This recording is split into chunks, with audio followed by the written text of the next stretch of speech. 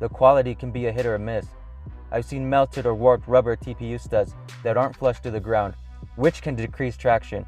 I've also seen areas that are missing Goodyear weld stitching, while also seeing holes or puncture marks. I've also seen a big scratch on the leather upper that stands out. This was during Q4 through the holiday season 2020. Maybe the holidays impacted the quality, as I'm sure they had a lot of orders and maybe they had to speed up production.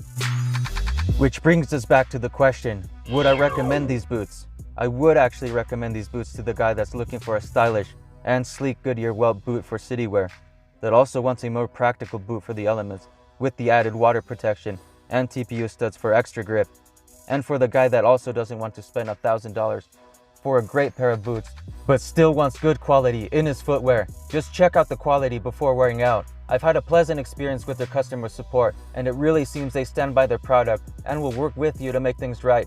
I think their customer service is really great from my experience.